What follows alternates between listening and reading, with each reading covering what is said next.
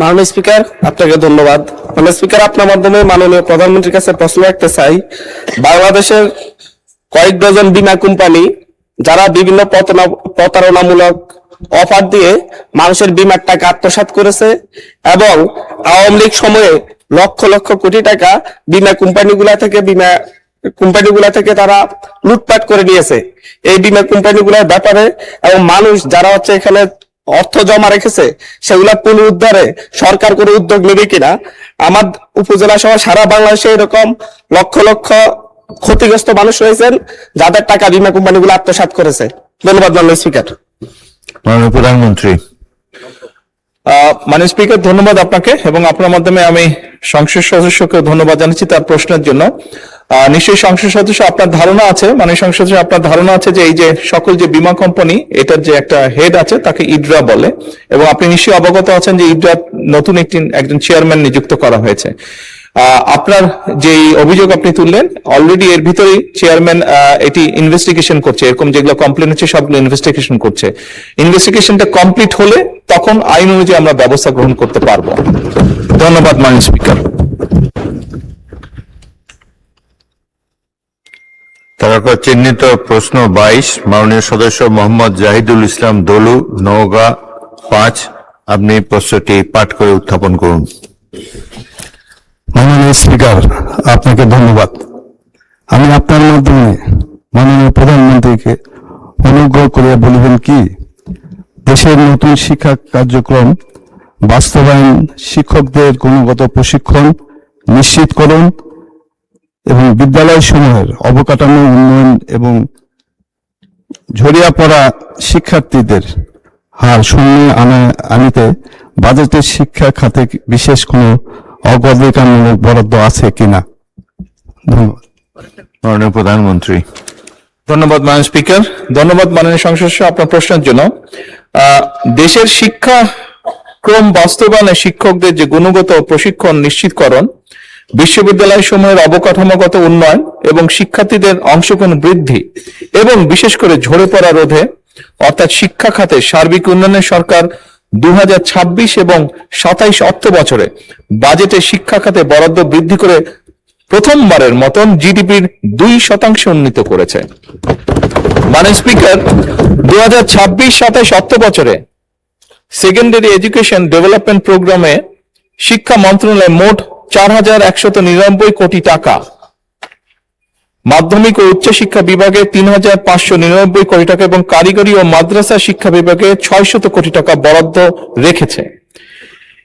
এডিপির আওতায় মোট 10টি স্কিম চলমান রয়েছে। এই 10টি স্কিমের মধ্যে একটি স্কিম ন্যাশনাল কারিকুলাম ডিমেনশন এবং ডিসেমিনেশন এবং শিক্ষাবৃন্দের প্রশিক্ষণের জন্য রাখা হয়েছে মাননীয় স্পিকার।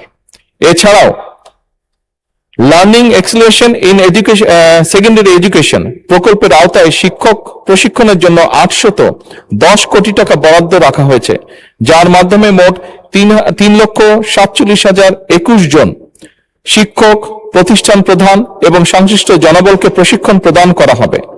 প্রশিক্ষণ কার্যক্রমের মধ্যে রয়েছে বেসিক ট্রেনিং, বিষয়ভিত্তিক প্রফেশনাল ডেভেলপমেন্ট ট্রেনিং, শিক্ষা প্রতিষ্ঠান প্রধানদের লিডারশিপ ট্রেনিং, ভোকেশনাল শিক্ষকদের প্রশিক্ষণ, ব্লেন্ডেড লার্নিং, আইসিটি, লাইব্রেরি ব্যবস্থাপনা, শিক্ষার্থীদের মানসিক স্বাস্থ্য এবং বুলিং প্রতিরোধ ও জলবায়ু পরিবর্তন বিষয়ে প্রশিক্ষণ। মাধ্যমিক পর্যায়ে শিক্ষা প্রতিষ্ঠানের অবকাঠামো উন্নয়নে 2026-27 অর্থ বছরে পরিচালন বাজেটে 3040 কোটি টাকা বরাদ্দ করা হয়েছে, যার মধ্যে মাধ্যমিক ও উচ্চ শিক্ষা বিভাগে 2196 কোটি টাকা এবং কারিগরি ও মাদ্রাসা শিক্ষা বিভাগের অনুকূলে 844 কোটি টাকা বরাদ্দ রাখা হয়েছে। মাননীয় স্পিকার, আরো অনেকগুলো ব্যবস্থা নেওয়া হয়েছে, কিন্তু আমি আগেও বলেছি অত্যন্ত মূল্যবান সময় সংসদে, সেই জন্য বাকি যে উত্তরগুলো আছে সেগুলোকে পঠিত বলিয়া গণ্য করার জন্য অনুরোধ করছি। ধন্যবাদ। ধন্যবাদ মাননীয় প্রধানমন্ত্রী। এই প্রশ্নের উত্তরের বাকি অংশ পঠিত বলে গণ্য করা হলো। জনাব জাহিদুল ইসলাম ধলু, আপনি একটি সম্পূরক প্রশ্ন করতে পারেন। সরাসরি প্রশ্ন করুন। মাননীয় স্পিকার, আপনাকে ধন্যবাদ। আমি মাননীয় প্রধানমন্ত্রীকে বলতে চাই যে আমাদের নওগাঁয় শিক্ষা কার্য, যেহেতু এগ্রিকালচার এলাকা, এখানে একটি কৃষি বিশ্ববিদ্যালয় করা যায় কিনা সে ব্যাপারে আমি মাননীয় প্রধানমন্ত্রী জানতে চাই। মাননীয় প্রধানমন্ত্রী। ধন্যবাদ মাননীয় স্পিকার, ধন্যবাদ মাননীয় সংসদ আপনার প্রশ্নের জন্য। অবশ্যই নওগাঁ একটি কৃষি প্রধান এলাকা। অ্যাকচুয়ালি বলতে গেলে শুধু নওগাঁ না, সমগ্র বাংলাদেশই কম বেশি কৃষি প্রধান একটি দেশ। আমাদের দেশের অধিকাংশ মানুষের পেশাই কৃষি, এবং সেজন্যই আমরা 2,75,00,000 কৃষকের কাছে সরাসরিভাবে কৃষক কার্ড পৌঁছাতে চাই। আপনি যেই কথাটি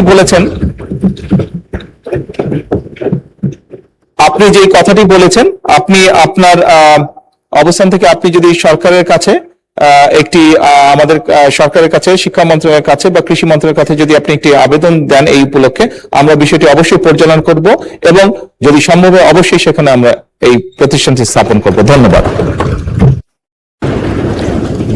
মোহাম্মদ আবুল হাসনাত, কুমিল্লা 4।